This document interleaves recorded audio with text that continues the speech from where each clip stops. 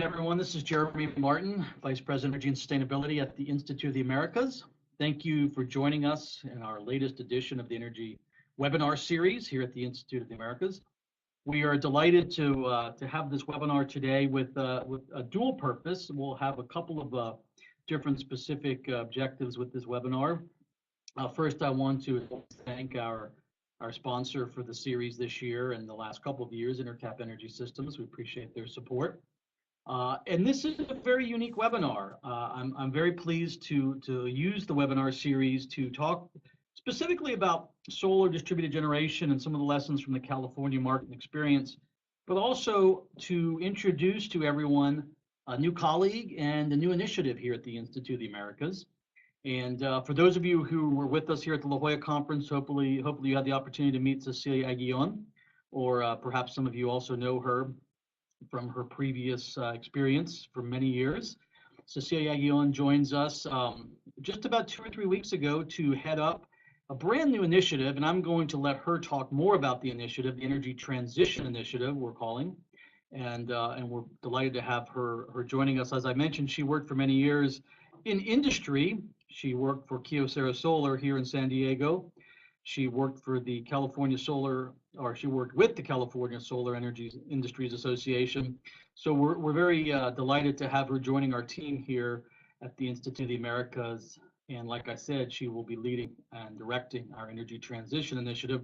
This is something we've been putting together for over a couple of years now. Obviously, these trends are not brand new. What we're sort of summing up as the energy transition.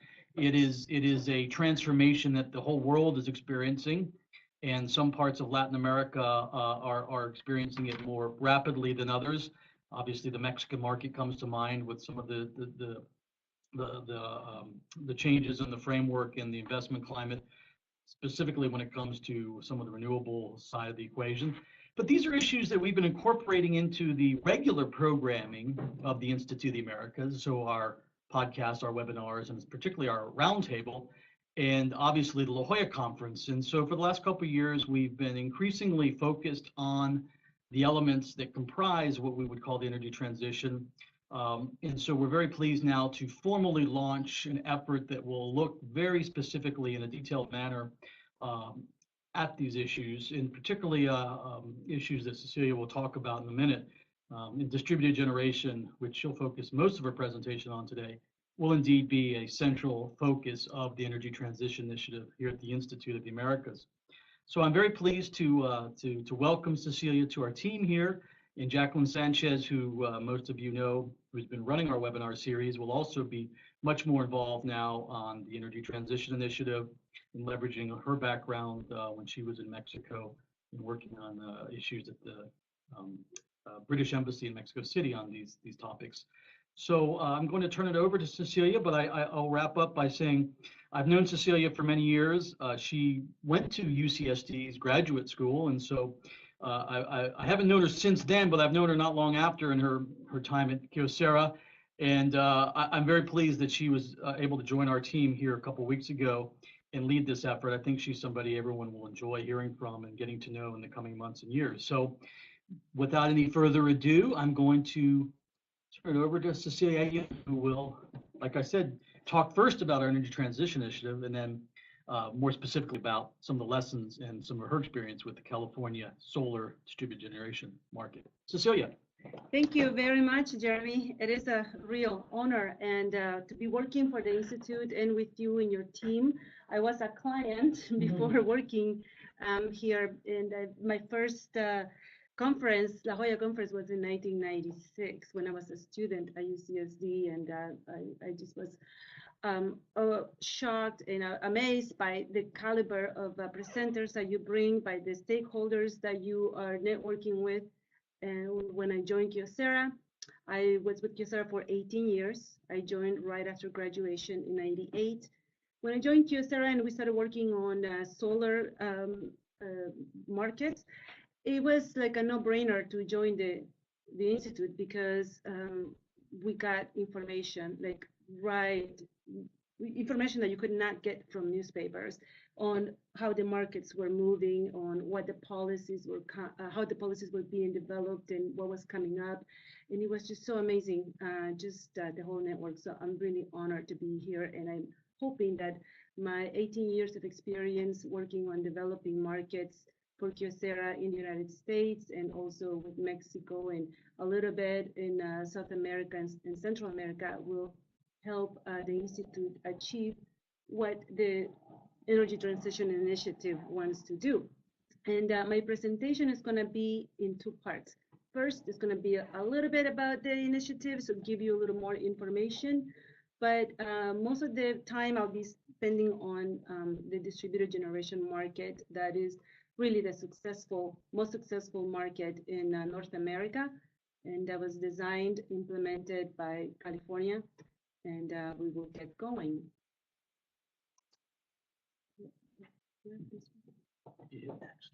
Oh. Okay, of course, we'll be focusing on the technologies that are emerging throughout the region as renewable energies, energy storage, transportation, electrification, and the smart grids. The objectives of the ETI, Energy Transition Initiative program. I'm not going to read the two main bullet points because they are in your in the information that the Institute sent out about the initiative. But bottom line is we want to help the region design and implement policies that are effective, efficient, successful, that will turn into a catalyst for economic development that is also sustainable, provide new technology, transfer technology to Latin America from other markets, and bring investments. I think if we can achieve all of that, we will be successful. And one of the things that we can help here at the Institute is to promote the best practices from the leaders in the region, see what worked, what didn't work, what policies failed and why, and how the markets moved or are moving. Then the method by which we accomplish this is, of course, you will know that the conferences and roundtables that the Institute offers, the networking events, and the webinars. I think that the Institute, I always say it's like a connective tissue in the matrix of stakeholders, meaning that they connect agencies with agencies, governments with governments, industry with governments, markets with industry with governments. So we can bring the stakeholders, we can shape the conversation, and hopefully have long-lasting and successful policies. Now, on to the main part of the presentation, distributed generation. This is a topic that is being talked about throughout the region in different cities and states and countries. So I think it's very timely for us to be focusing on right now. Distributed generation, I mean energy that is produced at 0.6 in the house and is consumed there. The excess generation, if during the day the person is going to work and there's excess generation from the solar system on the home, then the energy goes just to the neighbors. It goes no farther than this. So this is what I will, when I say DG, I will talk about this. In some other instances, DG is also thought of as from the substation to the home, but not in the case I'm going to be talking about. During our early conversations in the early 2000s in California, legislators asking why do we need DG? What does it bring to the country, to the state? And here's a list of the benefits that we outlined. It was a local initiative, so everything was done locally. The generation was at the home. The neighborhoods were the ones who were benefiting. The cost of energy were reduced, and the cost reduction really was used to buy tickets to a movie, to a restaurant. So you saw that the money stayed in the neighborhood, and that was very appealing to local policymakers. Also, It reduced the need for peaker plants and, of course, reduced the energy imports. And that was also appealing for the states. And decentralizing energy at the time in the early 2000s with 9/11 and all, security was a big deal. And of course, reliability and resiliency are now important. And we're seeing that the conversation on DG addresses those two issues. So for California, before I start with California, this is where I think is the meat and potatoes of the presentation. I just want to give you a little bit of a background. The program was well crafted and they took lessons from Japan and Germany. I want to just make sure that it's clear. When California started the solar initiative, the economy wasn't good at all. When Japan started their program in 1994, there was a recession in Japan and the cost of installation of PV was $20 a watt to install on someone's home. And Japan came up with a program where they would start with the subsidies, giving the customers 50% of the cost of the system for the first year, and then reduce that amount for the second year. So the early adopters got most of the subsidy. And the idea was that as the market grew, the subsidies will decline, and at some point, there will be no more subsidies. In 10 years, the Japanese market was able to transform itself, and the prices of DG, or the solar PV, reduced by 70% about. Then Germany, they also had problems in the early 2000s with the reunification issues that they had, and very low high unemployment, low employment. So the Germans decided they wanted to do something that also helped the communities. They also wanted to reduce their dependence on foreign sources of energy, and they started with what they called the feed-in tariff. The feed-in tariff was a market where you put a system anywhere you want, in your field, in your farm, or on your roof, and you sold 100% of the energy to the utility. The utility will give you above market rate for your energy, and that way you kind of made income from that system. In 8 years, your system will be paid off, and then you will just have a stream of income. This program was very successful, but it accelerated too much once the Chinese players entered the market with low-cost modules.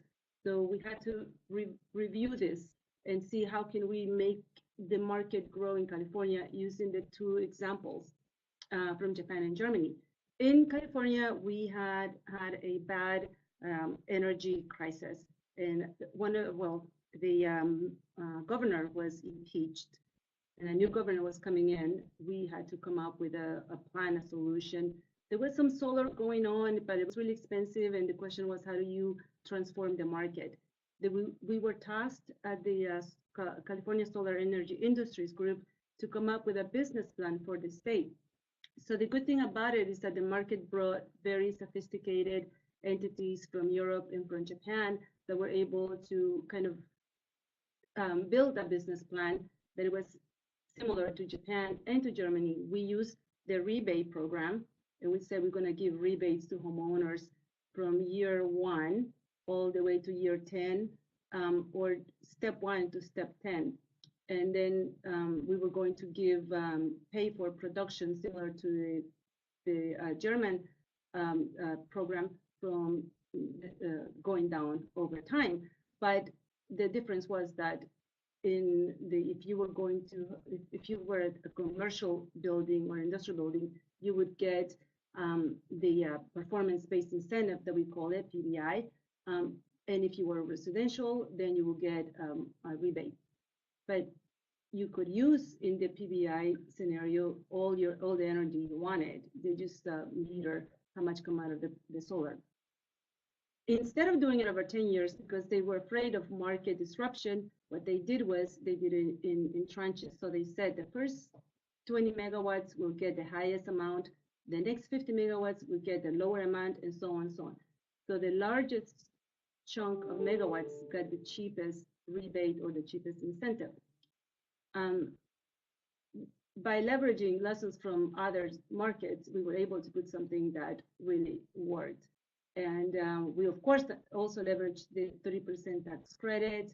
We offer, the state offered net metering. So if you were, so the excess generation was giving credit to you according to the rates at the time that you put out the energy into the system. And it offered clarity and consistency. This is huge because we were told, the government said we want 3 gigawatts and we're going to give you $3 billion over that time to transform the market. We all knew how much money there was in the pot. We all knew how much we were going to build. So you saw a flurry of companies coming to California. Almost every large multinational manufacturer opened their headquarters in the state. And there was a lot of investment coming in. Also, this program allowed for cheaper financing because seeing that you have stability and clarity on what the payback would be, it was easier for financing companies to put money into the programs. And so first we started with the PPAs, the power purchase agreement programs that came out, and then there were leases and loans. And now there's also property tax-based financing.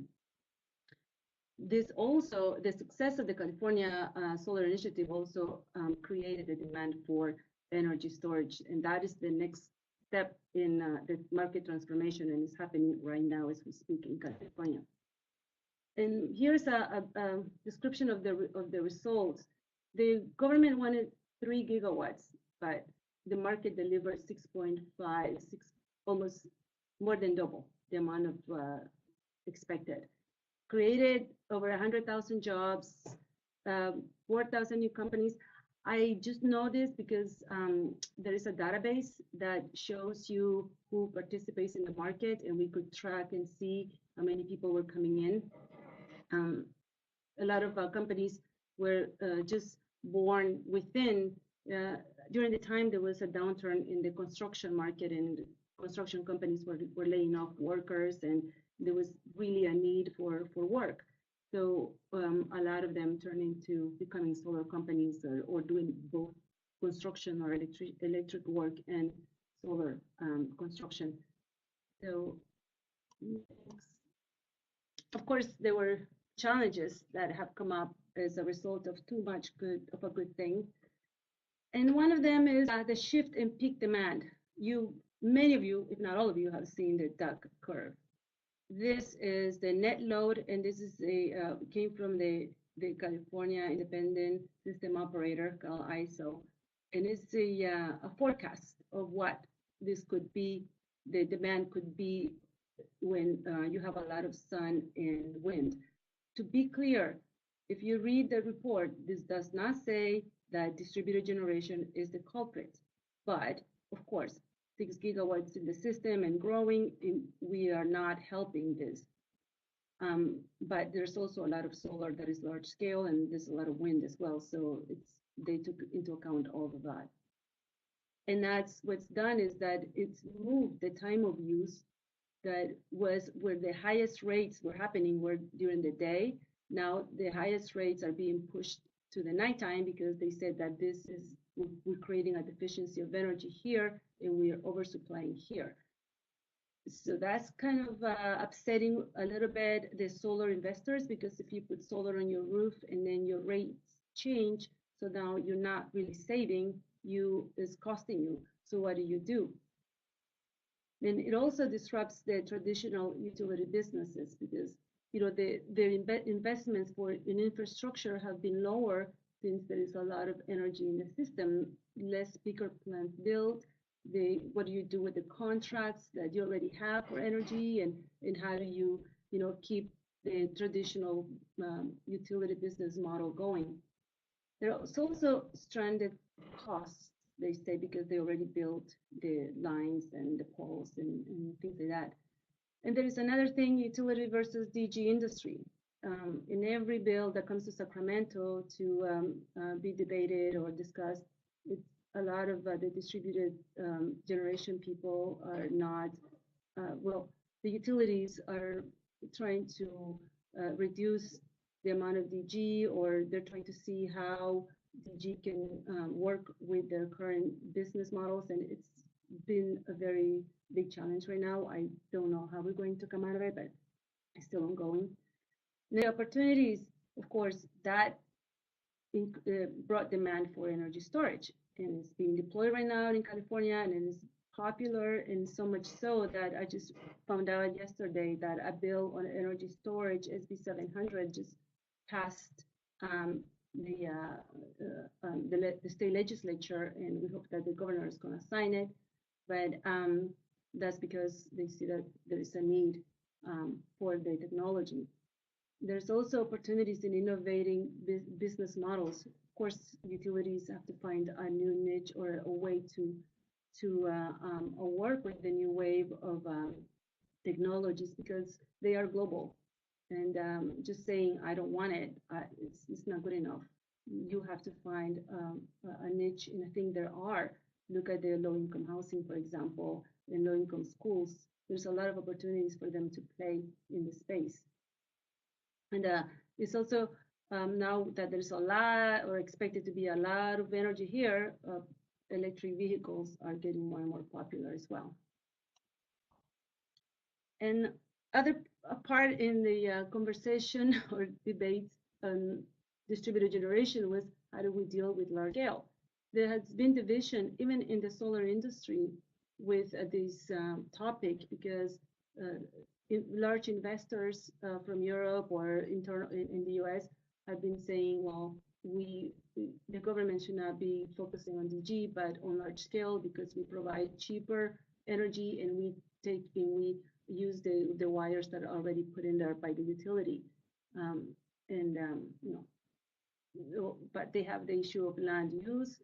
Some communities don't want them, or there's a debate whether you want to use agricultural lands to put solar panels, and shouldn't we use already existing disturbed land with buildings on to put it on? And there's also transmission constraints. I know in Texas they had what they called it a portfolio standard, but really it was only a wind market, and they had to it stopped for a while because they needed $3 billion to upgrade the grid. And then in California, we're seeing issues as well in other parts in the region. Everybody's concerned about, well, how do we deal with this? Maybe we put a huge energy storage. And then on the other hand, the benefits of DG, I talked about it earlier. They're deployed fast. You don't have to wait to win an auction and wait 3 years to deliver. You can deliver, within weeks or months, and creates local markets, so that you don't have to hire someone, a team, to come for 6 months to build a power plant and then leave a couple of people to maintain it. But this is like, new businesses are formed. You have jobs in different sectors of the industry, and allows for individual participation.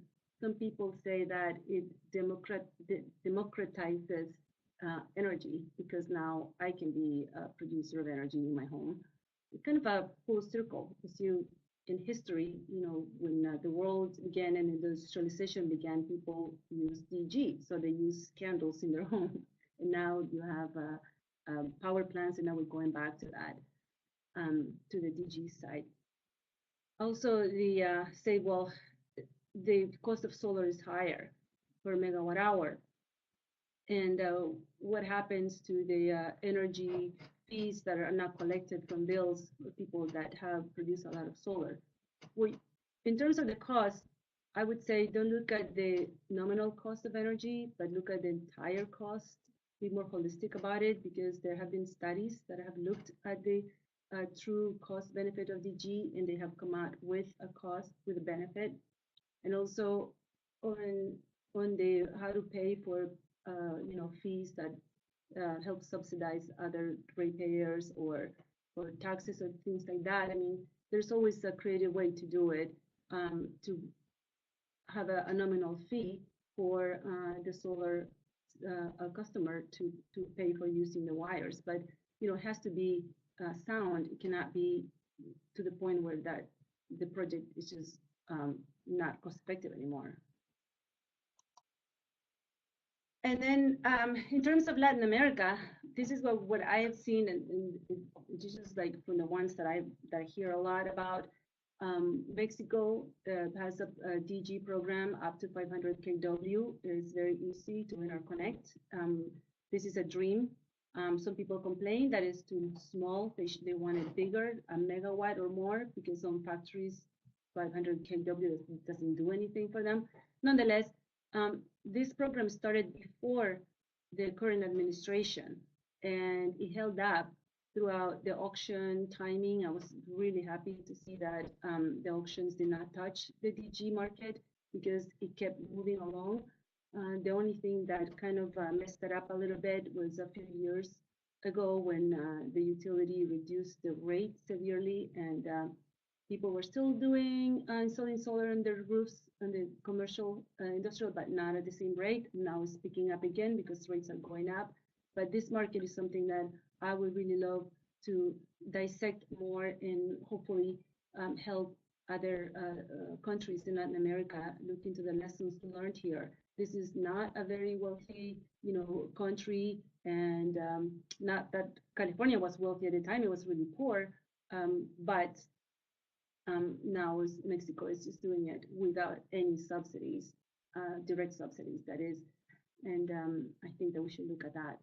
Then Central America and the Caribbean, Puerto Rico has been a strong market with tax credits, is what they have. And Dominican Republic has also been a very strong market. Brazil has a market that I really haven't followed, but I'm looking forward to getting more information on how that's working and what's not working. And then Colombia, Chile, Argentina, and Peru are kind of at the door. Colombia has a bill, but they're still working on regulations. We think that this is going to be the next big market in the region. And then Chile, of course, Argentina and Peru are still in development. So the conclusion here is that California and other markets offer lessons learned. So don't reinvent the wheel. Don't make the same mistakes. We can do better and take advantage of what has been done before and tailor, like California did. You don't have to copy the same model. You just take pieces and make them your own, depending on the state or the city, country. And just like California did with the CSI, with Japan and German policies. Also, really analyze the total cost and benefit of the program, not just the nominal cost, and see what the benefits are that you're not looking at just from the energy perspective, including job creation and energy technology transfer, things like that. Energy storage will complement the deployment of DG. I think that this is the next frontier. California is moving forward. Japan already has a market. Germany has had a market for a while, but now as it's moving towards this continent, we also see that Mexico is looking at developing a program for energy storage. So we really want to follow this and make sure that we get all the ingredients that will help the rest of the region develop. The utility projects, utility can coexist with DG. I think it's possible. And I think Latin America right now, they have the opportunity to start right and better than we did. There was a lot of infighting, and it's unnecessary. I think if we look at how each participant can apport to the development of the country and of the sustainability of energy, I think we will find that there's many more opportunities than there are challenges for the incumbent utilities. Again, you have the off-grid markets, and in Latin America, you have even more opportunities because there are some markets where huge groups of people don't even have access to energy, so utilities could easily do PPAs there. Maybe there is some policy that can be designed to give these incumbents incentives to participate in the market. I was talking with a good friend of mine about this issue and about how can we, now that the Institute of the Americas is able to bring all the stakeholders together. How can we all work together and kind of design something that is better than California? And he said something that, well, the utilities have to really come to the realization that we are going DG and remember the cell phones. And I thought, yeah, it's right, but what do you do with all those wires and poles that were built? He said, wow, what did telephony do with that? I mean, you have to move on, you have to move forward. But the good thing is that the dependency on the grid is not, I don't see it destroyed. You still have opportunities in developing projects, large scale projects, wind projects, and geothermal is just, I haven't even heard so much in North America, but it's a good opportunity in Latin America. So you still need the grid, and also remember that you have electric vehicles coming to the region as well. I mean, as the prices come down and the uptake gets greater, then I think that we can do this. And lastly, I want to say that, working with the stakeholders, I can not emphasize that enough. For us, having the utilities in the same room with the policymakers, with the industry people, and even market participants, it was huge in putting together the policies in California and in Arizona also. In Arizona, we did this with the portfolio standard, and we spent 6 months almost, because it was kind of new territory for everybody. How do we do it? How do we do it? We compromised, we debated, discussed, and we presented unified proposal with a minority report that was done by 3 entities that did not agree with the direction, but we found consensus and it was transparent. I think if you bring that to the markets, we can do a lot. Well, thank you, Cecilia. And looks like we've already begun to receive, well, thank you so much. Wow, folks are availing themselves of the chat function. Let me just remind those of you who've not joined us before, please feel free to, well, obviously post your thoughts and comments, but also we'll use the chat function to post questions. So if you see, I've just now posted question. And so that's where we'd like to have folks to weigh in. And I'm glad, Cecilia, we've incited, I should say you've incited a bit of a conversation. I won't say debate, we'll say conversation surrounding battery energy storage projects. So we'll just sort of go in order of what we've received here. And there's a series of questions, but specific to Mexico here. Are you familiar with the Green Growth Strategy for Mexico 2018-2024? And as part of that, the Bono Solar. And then finally, why do you guess that perhaps battery energy storage projects have not necessarily been started yet in Mexico? And then from there, we'll move on to capture some of the other comments. Yes, thank you, Elias. I am familiar with the growth strategy. I have not been involved much in it, but the battery storage, the reason even in California is not deployed as abundantly as solar because of the cost. And Victor, you're right. It's expensive at this moment. In California, they're looking at designing an incentive, like a rebate program for energy storage. And that's not something that Mexico would like to do. I think the timing is right to be having the conversation, and technologies are moving forward. So I think we just have to give it a little bit of time. There's an interesting back and forth here for folks on the chat about, so comment a little bit more, because there seems to be some disagreement amongst participants as to where we are in terms of battery energy storage cost, whether it's cost effective or not. I know that's a fairly simplified question, but a little bit more on that, if you would. Well, basically, no. Right now, in Mexico, it's not cost effective. It might be cost effective if you are off grid and you have to figure, do I bring in a new line or do I do energy storage? But at this moment, it is really not cost effective without some sort of subsidy.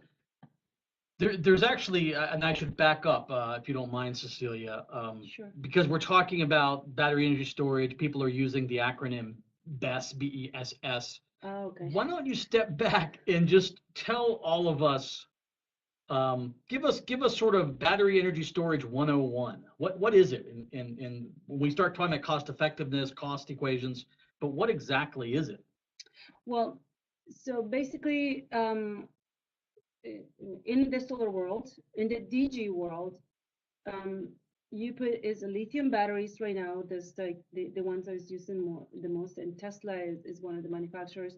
So you add the energy storage to your in your house to take the energy at certain times of the day when the prices are high. Well, so you fill your battery, and then when the prices are high, then the battery discharges. And what is used right now, because of the cost, what is used right now is for to reduce peaks in your demand, in your own demand. So it goes off, it discharges like for 15 minutes, half an hour, I mean, depending on the kind of storage that there is. The way I see it in terms of the cost, we are looking at where solar was like 7 years ago.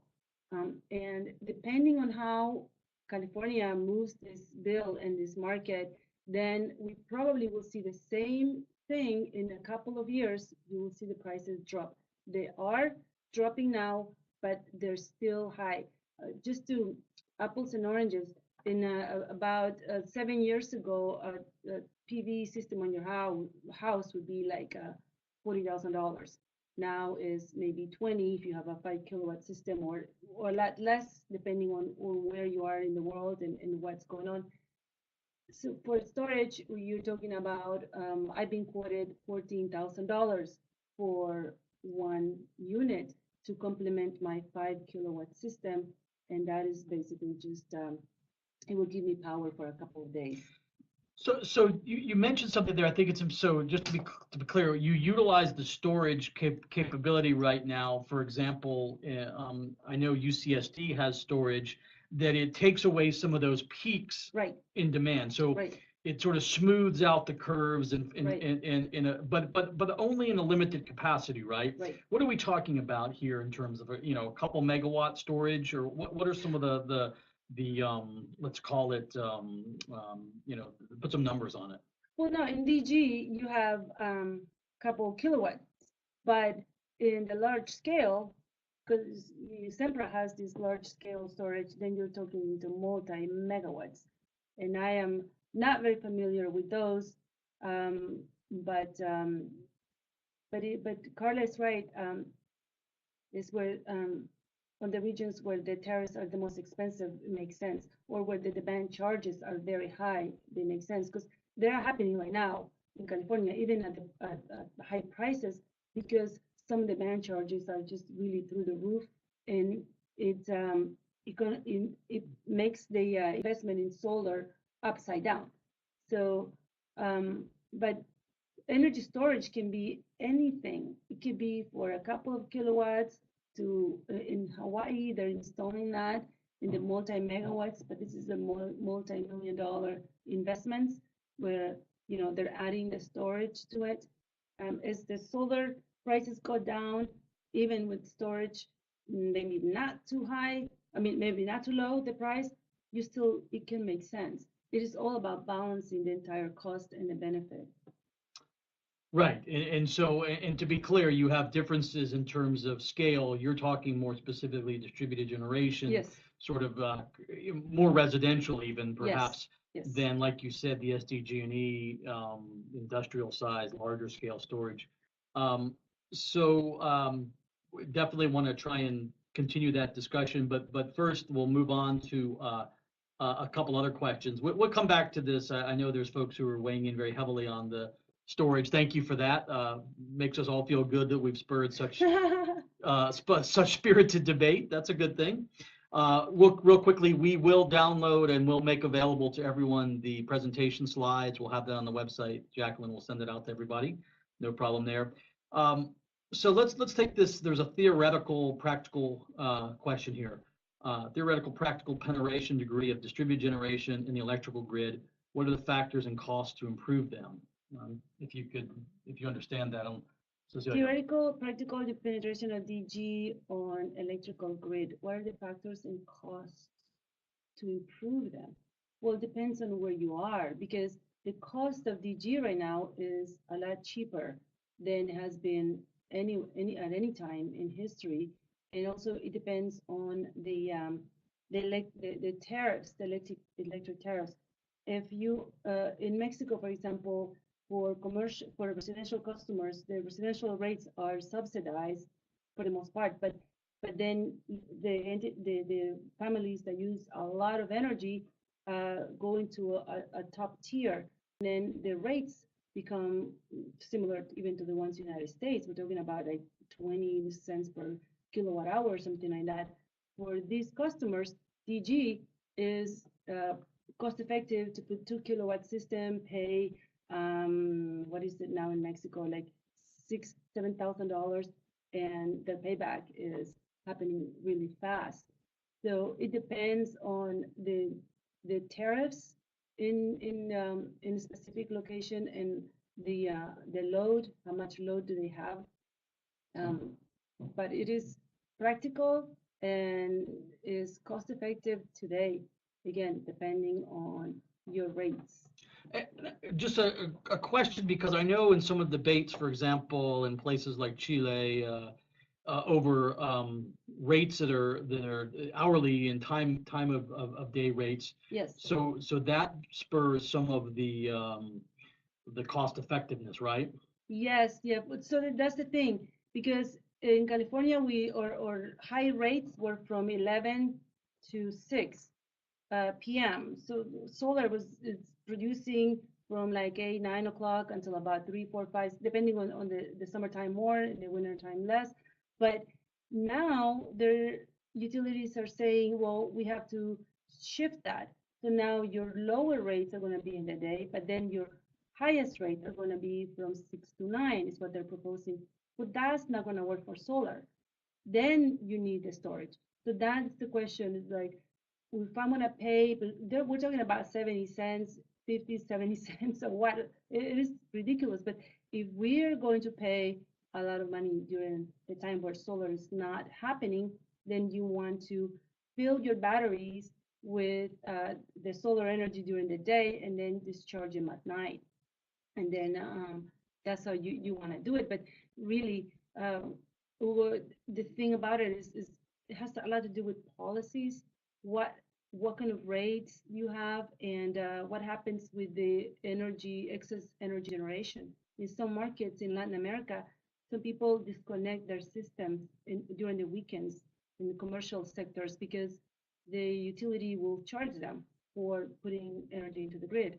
And that's just won't work. Well, that's a perfect, if you allow me, that's a perfect segue to another question, and something that we were talking with some folks yesterday in Chile about, where there is, in fact, as part of the distributed generation debate and discussion over policy and new law, what and how to manage, or what to do with and how to manage the excess generation. And this is Sergio's question. What's your thoughts on excess capacity generated, injecting into the grid, and sort of how does that get managed? What's your experience on that? I think that, the studies that have been done on, and I should have put I do have a slide that shows how the California did their analysis and had all these factors counted into it to see what the value was of distributed generation, and it was greater than the value of energy from the power plants. And every study almost has shown that the value is greater. The question is, what are the inputs? What are you looking at? Because if you're looking only at the nominal value, then you would say no. Or if you're thinking about, well, it's not fair that I get credit 100% because of I'm using the grid as a battery, so I should pay something. Maybe that is true. If you take into account all the benefits that energy into the grid does, then I would say probably no. You should getting paid the going rate is a bargain to the system, because that energy that you're putting out into the grid, it's not lost. I mean, it goes somewhere. Someone else is buying it at that higher price that the utility or whoever wants to give you. So it's what you're doing is just sending energy from one place to another, and the whoever bills you for the energy is just billing you, but it's not. There's no contracts being negotiated. There is no power plants being built. There is no grid to be maintained. It's just a simple transaction. Because that's one of the things that I always wonder, like, why do people say that energy is bad for the grid when it's being used by someone else and someone else is paying for it? So I don't get it. Or you're putting into your car in, during the day. So the energy is being used, I think, most of the time. But, we really need to look at doing a true analysis of cost and benefit. And if there is a cost, okay, what would be the cost? In California, there was a bill about that, and the end result was that the I think the compromise was $10 a month or something like that, that you had to pay no matter what, just because of grid maintenance and all of those things. Well, and that was something I wanted to follow up, just to wrap this question up, is that what I always recall or have heard from utilities is the sunk cost and the infrastructure. And so there needs to be a way to find the right balance that the distribution companies, the utilities, whoever it may be, when they're receiving that excess capacity, that there's infrastructure that has been paid for and put in place that facilitates that, correct? I'm sorry, say that again. No, I'm talking about the comment about the infrastructure with regards to, this whole debate over allowing for excess capacity to be put into the grid, and how you manage that from distribution companies / utilities. Well, yeah, this is the other thing, because you heard that necessity is the mother of invention. So we have an issue. Okay, let's deal on how to fix it instead of saying, oh, we don't want this anymore. That's not going to change it, because this is a global market. So it's going to happen whether you like it or not. I mean, did you stop cell phones? You can't, right? So what you do is that, okay, what is the issue? Managing the grid. Okay, so we need technology, and technologies are coming into the market to do that so much better. Now you have, which is really great, the promotion of EVs, and that is taking energy excess generation from the grid. And this is where the batteries are going to be big. That's why I'm very excited that California has passed this bill, and we hope that the market takes up very quickly, so that the faster it does, the more technologies come into the market, the cheaper they become. I think even in China now, the energy technology is being dealt with, and maybe they will come with a lot of battery systems for a much lower cost. I think it is happening. It's just a matter of time. But if you're asking right now, someone said, do you have a study if something's not cost effective? I don't have a study, but in California, there's my quote was $14,000 for my home system, and I was like, well, I don't have money right now for that. And then I look at my calculation. I really don't have a payback right now based on my rates and based on the solar that I generate. So I'm waiting to see that the prices will come down a little bit. And in Mexico, I know that the government, last time I heard, was that they have a committee, or they're working on developing a policy for it. And I think policy for storage. For storage, yes. For DG storage, yeah. Well, there's a lot of back and forth here, and so we welcome this is the first of our, we're formally launching the Energy Transition Initiative. Cecilia is working with us now, so we don't have to fully answer all the questions here today, and I appreciate everyone participating. And in fact, I would like to continue to invite everyone to engage with us. I don't know if we have Cecilia's email, but we will certainly be able to share that. So continue to reach out to us. Let's continue to have these conversations. Okay, so I just want to make clarification. Sure. Yeah. So yes, Victor, there you can do systems about 1 megawatt, I mean about 500 kW, but you have to go through a study. You have to make a special application. So yeah, In Mexico, you're speaking. in Mexico, yeah, but the 500 kW, Carla, that's just I'm saying that is the easiest, the fastest. You don't need anything. It's just done. If you want more than that, it's a little bit more complicated. In my experience in the market, even just last week, we have asked clients to maybe do 500 kW here and then sway because of the paperwork and all that involves in doing a 1 megawatt. But I mean, yes, it's possible. I know companies that have done it. It's just not as easy. But this is exactly why we're so pleased. I'm sort of beating a drum here, but no, in fact, these are why we want to be engaged here at the Institute. And as Cecilia said, and she'll allow me to go all the way back to sort of our objectives here. We really do want to continue to be able to have a platform at the Institute of Americas, as we have for 35 years, to really have these policy debates. Because at the end of the day, what we're trying to foster is the most rational, effective policies and economic development. And so that's really where we're at. Let me also invite folks to join us. We are looking at doing several programs. As Cecilia mentioned, the toolkit of the Institute has traditionally been roundtables, the La Jolla Conference, webinars, of course, podcasts, in-person events, roundtables, conferences.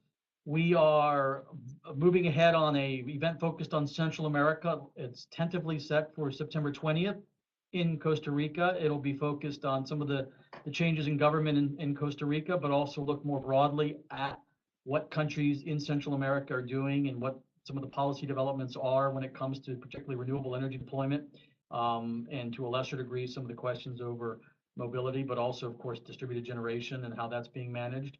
Colombia, as Cecilia mentioned in her presentation, there's a law, there's been a renewable energy law, there's a distributed generation law, there's a lot of policy developments there.